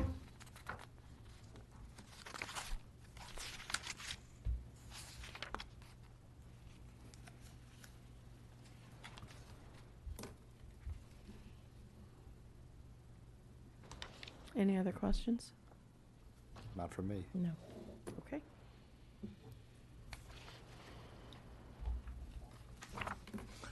Okay, there is one thing that I would like to go through with you all if I can, and we need to wait for the mayor to come back, but as, Mr. Barnes, you ready? As you know, in the weeklies, I've been telling you that I've been speaking to the school district about the potential to do joint facilities with them at Wellington High School. We have come down to the point where I need direction on whether to continue with those, to continue on at the Greenbrier site or go to the high school. So Mr. Barnes is going to take you through the details of what we could potentially do with the high school. Okay, basically what you have in front of you, for those that are more familiar than others, that is Wellington High School, with some of the surrounding areas that you can see along the perimeter. And what we've identified on there preliminarily, this is more of a very conceptual, just a quick layout of possible facilities, is we looked at the space currently occupied by the natural grass areas, which are the 3 fields that you see with lines going across them. Those are currently all natural grass areas that the high school utilizes for miscellaneous athletic and band practice and basically training facilities. As well as we also looked at the existing stadium field as well, which you notice is the one that's bordered by the track and the field facilities.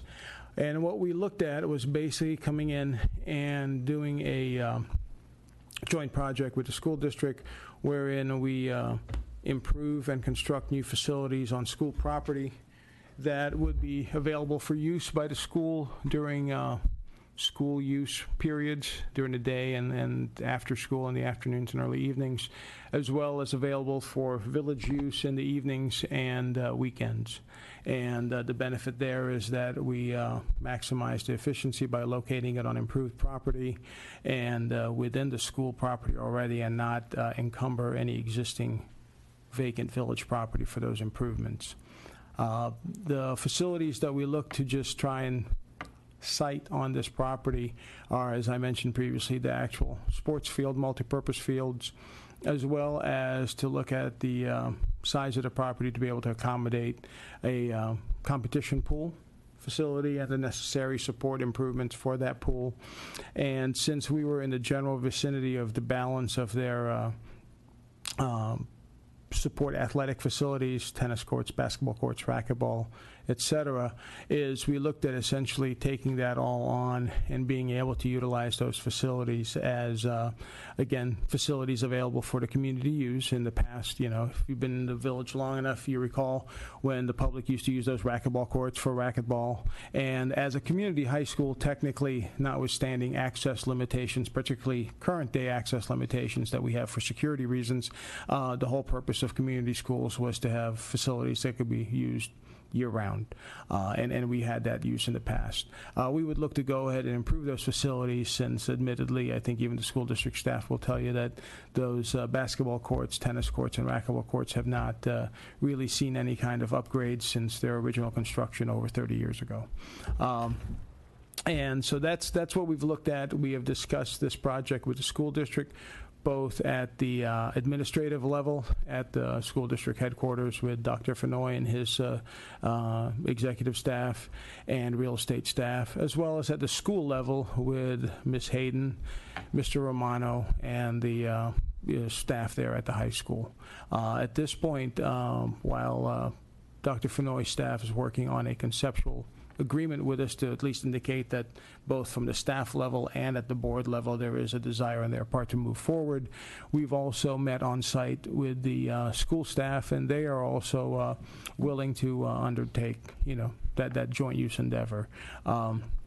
So at this point, it looks like we can accommodate 3 to 4 fields, depending on if we look at the existing field space as well as the stadium field and the pool facility. And again, we would recommend, in order to provide greater community use, is to go ahead and take those basketball courts, tennis courts, and racquetball courts and maintain those and improve them so that they'd be available for community use. We've had the requests in the past for non-clay. Where are you showing those? right here. I see overflow parking. There you go. Okay, that is- Yeah, right, okay. right. So This is racquetball, So- this is tennis No, courts. I've been there. I Yep. just, I couldn't yeah, identify. and then what we decided to call overflow parking, basically, those are existing asphalt outdoor basketball courts that are utilized both for like freshman basketball practice as well as some community use, and they're lighted, is that we would look at just resurfacing that, or, you know, some reconfiguration of that area to still That area accommodate is currently those. not available.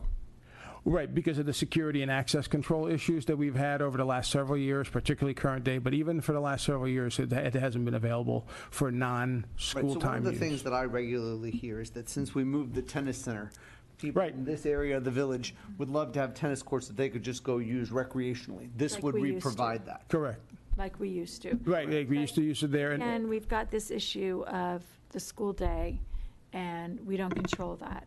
Right, and that's the basis. Basically, what we envision, again, this is just a lot of conceptual work because a lot of the real heavy lifting has to be done once both parties kind of give us the blessing, and that's what we're kind of here for, to get conceptually today from our end, and they're certainly pursuing it on their end. But in talking with the staff at the school, is that the fields, basketball courts, tennis courts, racquetball courts, et cetera, would remain school use during the course of the day.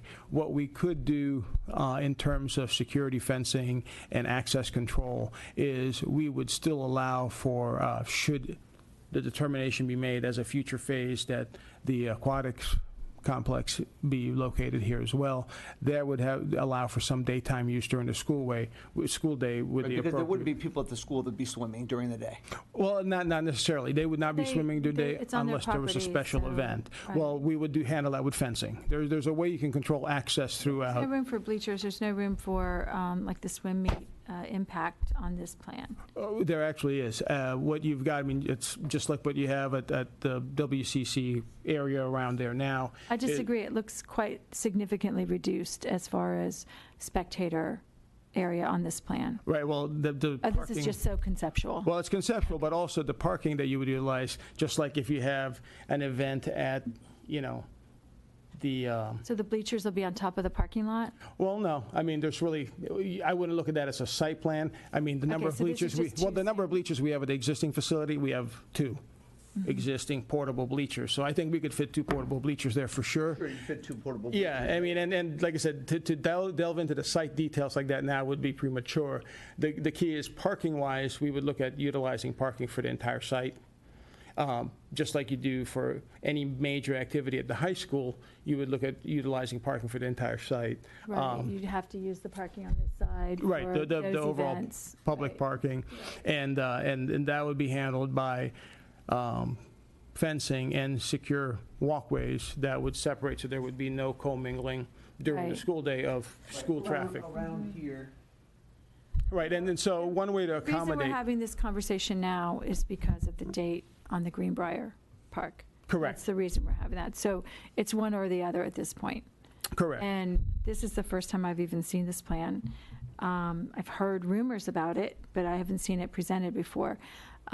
So I'm not ready to say, don't pull the trigger on Greenbrier, because this might happen when it's kind of apples and oranges in my mind, in that maybe we just stall everything until we figure this out. But I'm not ready to say I'd rather do this than that. Certainly not when it's the first time I've seen it. But secondly, the impact of the school is something that's just not that predictable to me, as far as how many school days they have or what kind of time frames they need it and what kind of programming they have. There's a lot of information that I don't have today. So. Well, and let me follow up with that. What exactly are you asking for Right, now I think from that's us? exactly Yeah. right. Isn't this to go work out some of that? Right, I mean, I think at this point, the last thing I want to do is get into an extended discussion with the school district And have us hate and come it. back, and either the school board or this council say, yeah, really, we're not interested. I mean, not that, we don't want to go through that exercise, but I don't want to go through an extended process and have an expectation on the back end of that process and then have to basically scrap that effort. So before we get into some detailed, we're going to have some detailed meetings with the staff at the high school to discuss programming, to discuss their scheduling, to discuss our scheduling, and that's going to entail time on their end and also time from our Parks and Rec staff and engineering staff. And more importantly, we don't want to get too far along with our consultants on either project and then. We've already signed Oh, yeah, no, agreements. we started the Greenbrier project, Right. as you guys recall, several months ago and have the final report. And actually, we're ready to move into detailed design. But over the course of the last couple of months in 2018, when the school district, after taking about a month or so to kind of evaluate it on their end, said, we're interested in taking it to the next step of evaluating the possibility of this partnership. And where we are at is I'm not prepared to move forward without council direction on this. We have authorization to go on Greenbrier. We cannot afford to do both of them. I need to know where you want to be. And my problem is the community input that I would seek before I would try to move forward with something like this. I don't agree with putting the pool there just because we have use of it all the time and it's heavily staffed and the liabilities are completely different with that portion.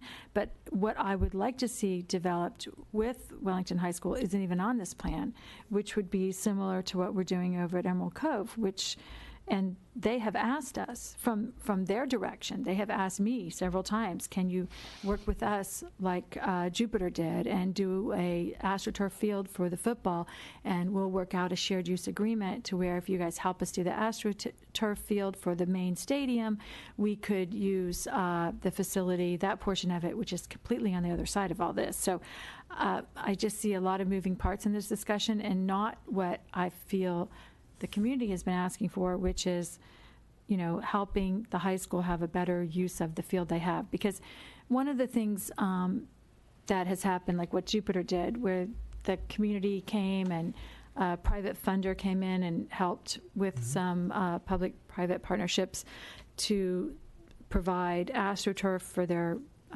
main field and redo all that, they agreed at that time to leave it open for the community after school.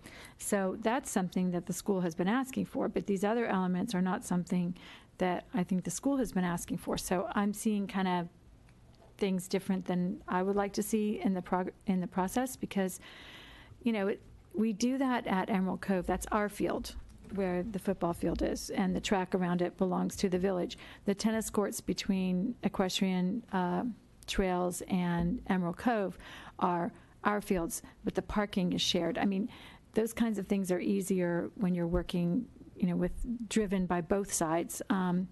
This one is not what I've been asked for by the community, which is that main field, making it more, because it's so difficult. What happens is you use it a lot. that main stadium field gets a lot of use. So that's one of the reasons the football team and the lacrosse would rather have AstroTurf. And if we could work out a shared agreement and see how that worked on that, I would be more interested in starting at the south end of the site and trying that out. Well, that's actually a great point, and actually some of our subsequent discussions with the school district, both at the district level and at the high school level, actually include that. This was an early plan that was done, again, to do all, for what I'll call, a lack of a better term, does it fit? Close to does it fit? Is we would actually look at, in discussions with the school district, look at the two fields on the north end of the property. And in order to potentially accommodate, since at this point the school district can't commit if they would need any expansion space of the high school, and certainly we're not going to try and dictate, whether That they could expand, how negatively they impact this expand, and that plan, kind of thing, yeah. is the field that's centrally located adjacent to the existing basketball courts, is we would, since there's potential that would be their expansion space, is we would propose not to put synthetic turf on that, but in other cases, we essentially look at synthetic turf for the two practice fields on the north end of the site. Synthetic turf here and here and not here. And not there, and synthetic turf at the stadium field. Okay. Synthetic turf here. Correct. Again, the And- access issue is such a huge problem. When we look at security and, if we're going to make the investment into all this and really always be secondary to our kids' security, it's all, access is great and it'd be wonderful, but security is always going to trump all that. So I think at this stage, there's pros and cons to be weighed on both sides. I think the pros would certainly be that those fields are going to get a lot of use. Every coach that has a team at Wellington High is going to be thrilled to hear about this, because the football team suddenly has 3 more practice fields that they can use. Lacrosse, soccer, even baseball can use those fields warm-ups to be able to and- practice and stuff. And so there would be a benefit, I think, to the kids of our community to move forward with this. But there, of course, there's safety and access issues. I get that, and then there's also the parking issues, and it's kind of hard looking at it from here to really truly commit. And so that goes back to my first question, which is what exactly are you asking us for? What's the impact of whatever decision we make tonight? I think so. Am I speaking loud enough, Ken or David? Let me know. Basically, what They'll come running in. There's really just some general consensus. If everybody is repulsed by this idea, tell me now. Then we'll stop. But if not, just to give you a little more background, what we also looked at, again, we didn't do this in a vacuum. We actually talked to the school district and talked to the site, to people at the site here, both the principal, the assistant principal, and some other staff, is that there's additional benefits for the school that I think would help not only the layout, but also helps our process. Is that at this point, as everybody knows, you've got parking issues and drop-off issues at the front of the school now. You've got bus drop-off right here. Is that this actually, and again, this is very conceptual, but to try and accommodate bus drop-off back here, opening this up in the front for parent drop-off. I appreciate what you're saying, but there's going to be a lot of people that are going to say it's not our problem to help the school function better. Correct. That's the school board's responsibility. But where we can work together, we want to. No, of course, Right. but I don't look at that as being a reason for why we should do this. I No, look it's at- not, that's not, but I'm saying, but we are looking at work, we've talked to the school, that was more of a point, we're not doing this in a vacuum. And the issue of the schools having additional fields, those fields are used now by the school. So it's not like these are fields that are sitting unused, those are used. They look like hell, but they're used by the school for practice, for band practice, for football, lacrosse, soccer, et cetera. What this does is we are proposing synthetic in this case, because it would make no sense for us whatsoever to put natural turf here and not have any use, because you're gonna have excessive Too wear and much tear. use, It yeah. wouldn't make sense. Yeah.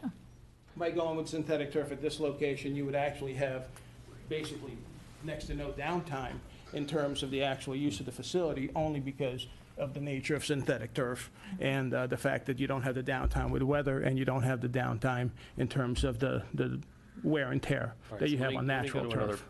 potential pro then, which is, I think, the obvious one. This is school board property And that it we would in a returns the sense be Greenbrier land to us. acquiring. We'd be acquiring school board land in a sense for community use. So Correct. what kind of guarantees would we get? Like, could we sign a 99-year lease? Well, it's interesting you ask that, because we essentially have that situation at Tiger Shark Cove. The facility on which the multipurpose field, the 4 softball fields, concession stand, restroom, and part of the parking, that's all school property. None of that is Village of Wellington or Acme property. And we have a long-term interlocal agreement that basically has us utilizing that as it were a village facility. We maintain it. We do our own projects on there and that type of thing. And then we jointly use and have an agreement for any additional, if we need parking that has to spill over onto the actual school site proper, then we work with the principal. Otherwise, we treat the rest of Tiger Shark as our own. We would have something similar here. It'd be a little bit different only because it's, we'll say, back of house.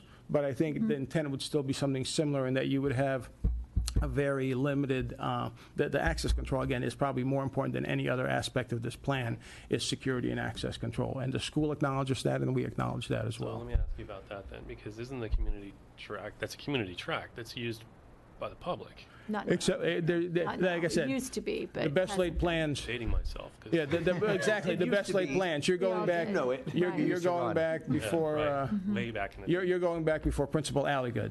And because around the time that, and no offense to anybody that worked there at the time, but right around that time when Ms. Alligood became the principal is when we encountered a lot of community use issues, racquetball, track, et cetera. And of course, as the years move on and move forward, we have additional security concerns. Back then, it was more just vandalism. Now it's more than that. Well, we But the would play intent of tennis all there, community high schools- racquetball quite a bit there. Right, and we had issues, believe me, because I was Parks and Rec director, and we had issues with our racquetball people in the community, jumping Right. the fence and all that other stuff, and then it was like, that's it, we're done. And it was school property, so we couldn't say anything about it. Our intent is we would take over the maintenance, limited, take over the maintenance of those other hard facilities, the basketball, tennis, et cetera, and it expands our complement of athletic facilities for the community use. Because currently, none of that property in the back is accessible to the public. Correct, I mean, you do have, basically, here's the Well, real currently, deal. none of that property is Well, accessible to the yes and public, no. really. Here's the deal. Until, we'll say, the last year and a half, 2 years, when security concerns have really been heightened, I'm going to say that over the course of the evening, when the school was basically open, let's say there was a soccer game or another football game or something else, there was access to those facilities at night. Okay, I could have pulled up, walked up like I was going to go to the football field. Don't pay my money to go to the football field. Don't go to the stadium. Go to the basketball. I can go shoot hoops all night because there are lights. I can But go the play lights weren't racquetball. necessarily on if they Well, weren't it was using touch the and go. facility. Right. I'm It was- gonna right. say I was there Touch a and lot go. on Friday nights. The lights were This on. is sort of create your own pickup game, Jim. I don't know that is. Well, and exactly, and this would formalize and not Well, we'd be. have to have a whole lot of agreements. And again, I don't see the deck space on the pool for. And I said I know it's to sit down and look at it as a conceptual detailed and- plan would be tough. This was more just to do a, does it fit? Yeah. Well, conceptually, this would work with or without the pool. This is Right. That's this is correct. because we're not talking about a pool at Greenbrier. We're talking about fields at Greenbrier. This Correct. would replace the fields at That's Greenbrier with 3. fields here, which would open up How many, Greenbrier. were we getting 4 at Greenbrier? We were getting 4 at Greenbrier. But if you include the main field, we got it. Right. That's And it is 4. 4. Right, or Well, I if definitely- If you you would get the do same utility this out one. of them if they were. But Jim, you're asking us tonight Artificial for, turf. can we keep discussing this as a good alternative? I mean, But I keep going back. to okay, if that's Is the this dead on arrival, or do we keep going? Well, this I is guess definitely not dead on. If the question is it dead on arrival or not? I don't think it's dead on. My opinion is it's not dead on arrival. But it comes down to the timing of the Greenbrier, when we actually have to have a definitive answer to stop. Today, yeah. And, I mean, What is a couple of months ago? There's a- I I think mean, this- timing's of the essence, of course. I Right. mean, the I deal is, mean- we want to get that project really built, and it's just the longer we wait. And I know you guys want information. This is the most we have right now. When we come back from the school district, we'll have a little bit more detail. And I just don't know if we could, if their plans, are as stagnant, like you said, if they want to add something to the site, we're pretty much, that's maxing everything out at this point. Right, and they have basically indicated, they've seen this plan. This is the plan on which they base a decision to go, no go. And they said, we are good with this, with the exception that we just want to let you know, should we need any expansion space, we would go to that center area adjacent to the basketball fields. Of course So at they that would, point, because that's I mean, that's really, yeah. It's where it was adjacent to. designed to go. Right, it's adjacent to their physical plant. I mean, of course, playing devil's advocate, we would counter and say, realistically, Center most of it. everybody's gone up instead of out lately. Most new schools and expansion of schools have gone vertical instead of horizontal, but they're the experts, we're not. If the time frame's less than 5 years, certainly I would not recommend using synthetic material on that center field, but certainly any kind of natural turf that we know is going to be not as maintained as some of our other parks would be fine And for maintenance practice. is going to be hand in hand so much at that point, and Right. I don't want to get into a situation where something happened during the day and now we feel like our investment has been, it's a tricky relationship. To me, this is worth a discussion, but we need a lot of public input on this. I don't know how the school would feel about, well, we wouldn't have access during school hours, and we probably wouldn't have access during game time if they have games there, because they're going to have different security level for that. So it would really be, a lot of it's going to come down to how much we would even be able to use it. Well, I heard fencing and that we would have access during school hours to some parts of this. Well, the thought we would have is the actual athletic facilities, with the exception of a future phase pool. The athletic facilities, we would not access during the school day because they would utilize those facilities for They're using them now. band, Yeah. PE, et cetera, and you have students. And during the Sure, school, but we're not doing programming All on our our parks- fields right, during the school day, days. the kids that would use the fields are in school, so we Correct. wouldn't need the fields during That's school correct. anyway. My question would Right. be more, how much after-school use would the school want to have on those fields And versus how that's- much would we want to use them at the same time period versus conflicts? I mean, we do have an example because we're doing this over across the street at Emerald. At Emerald Cove So we have this kind of Right. partnership where we Well, maintain the fields slightly and we have do, it. except that Emerald Cove, remember, the school day, as we well know, the school day at the middle school is significantly later than the school day at the high school. So when high school does after-school practice, that starts at 3 o'clock. Right. As opposed to starting by the at time middle school's out, 5 yeah. o'clock. Yeah, I mean, there's going to be overlap. We don't There's set the no doubt times about that. There's either, going to be so- overlap. And But we know when and- school starts, though. Schools just, I mean, We know that now, but we don't know what the school's going to need in the future. That's, again, those are the kind of things that make for a good marriage or a bad marriage. So those are the kind of things I'd want to explore.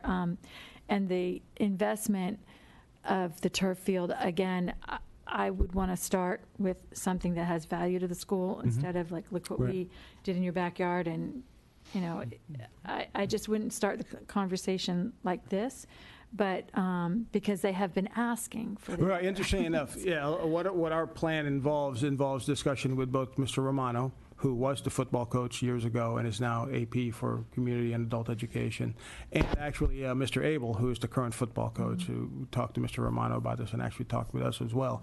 And actually their thought does make sense in that, you know, in the event that we actually have any kind of synthetic turf on property, now of course this is, you know, nice to have as opposed to, you know, gotta have, but we like to work in the nice to have world.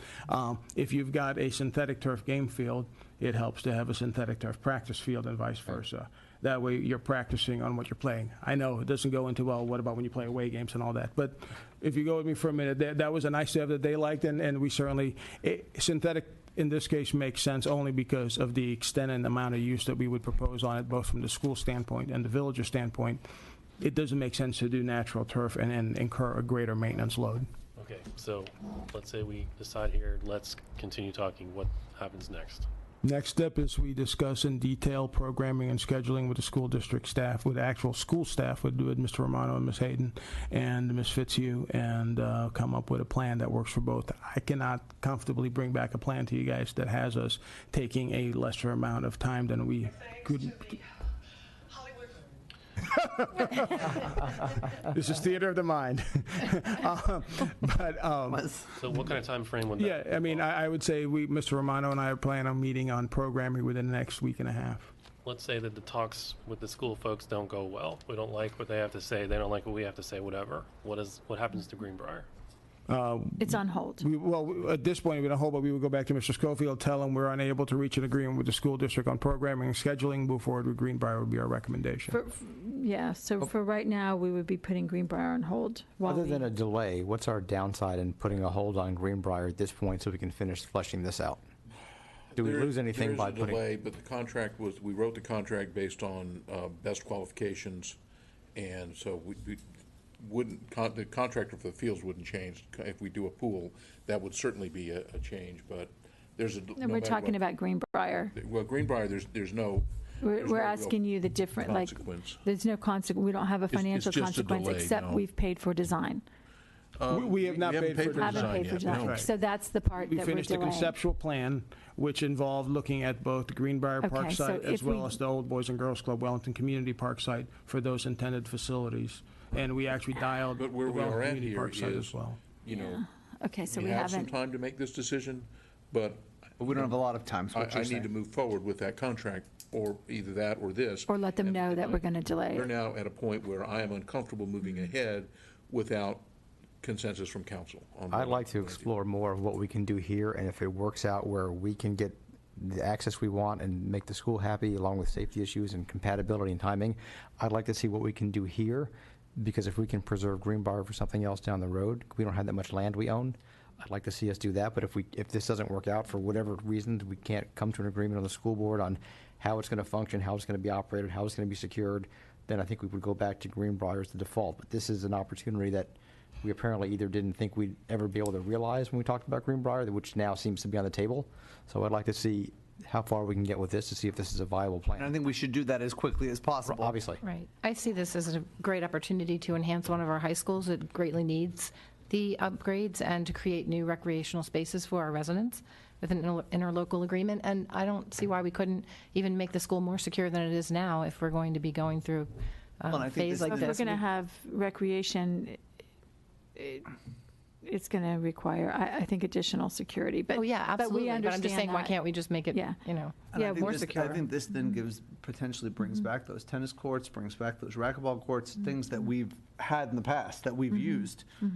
Which they locked the gates and told us no. So, Right, which so would, this would we unlock have the to gates. have Right. the protections, and again, like, this has to be the right mix of, but I also think that we have a master plan in process on our recreation, so like to see how this plays into that discussion, because that's what they're there for, is to evaluate, maybe we need this here, and, you know, pickleball at Greenbrier, you know, when we did a recreation master plan, that's what we were asking for, was this kind of information. So let's see how that plays into that moving part also. And I hate delaying things, but I think we're just going to delay this right now. And that's all, because I either want to let that contract go or know that we can have this discussion, but this discussion can't go on, frankly.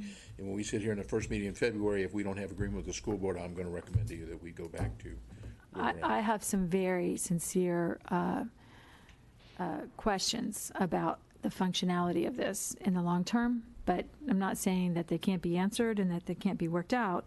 So I wouldn't slam the door on this, but the public input on it, I think, is an important piece, and how willing the school district is, and how set in stone. I know that school days change based on test scores and things like that. If it gets to where we can't be guaranteed certain hours because the district is changing something, that's maybe something out of their control and our control. So I don't want to, you know, put us all in a situation that's going to be difficult. Right, I mean, I can't underscore the fact that the most important thing here, you've got two items. One is functionality for both the school and for us, but also security and circulation. Yeah, And I think if the security circulation part works, I think absent any change, you could still have functional facilities, given the fact that, you know, any adjustment in I mean, schedule is unique. I don't see the length, the time of the high school day changing. It hasn't changed in 30 years. I mean, I guess my Not at point is that for school, those that but have been at other around schools long it enough, has. even It if we went to has, double yeah. sessions, Yeah, it has. even if we went to done. double sessions, Sure. it would still work because the security and circulation would be such that you would have to have that much separation that the facilities would still function independently. But maybe not with as many hours available. Right. And with us being at build-out particularly around this location, I don't see the numbers changing to that degree of a double session. Right. But in fact, I just want us to know that when you're dealing with schools, a lot of it's out of their control too. Some of it Right. comes from the state. So as During our walkthrough, it was interestingly enough, Mr. Romano noted that, you know, when we have some of our employees that were students at the time there, well, some of our council members, hell. And he indicated that at one point in time, there were over 4,000 students at Wellington High School. before Palm Beach Central opened, before Seminole Ridge opened, that kind of stuff. You couldn't walk, if you were walking from one end of the hallway to another end of the 200 building or one of the other buildings, you need to start transitioning to get to the other side if you were going to go to the other end. Sure, that's Because right. you were basically wall to wall That's across. right. And now you've probably got a little bit over 2,000 students there. So over time. So now we've there's swung been the a shift. pendulum all the way back the other way. Right. Right. So maybe it makes sense. Still pretty high enrollment compared to other schools in the county, but not the 4,000 students that used to be at that school years ago. All right, well, I think we've given you enough guidance. We have direction. Thank you. Okay. I don't have anything else, so. All right, Adjourned? nothing else? Yep, we're adjourned.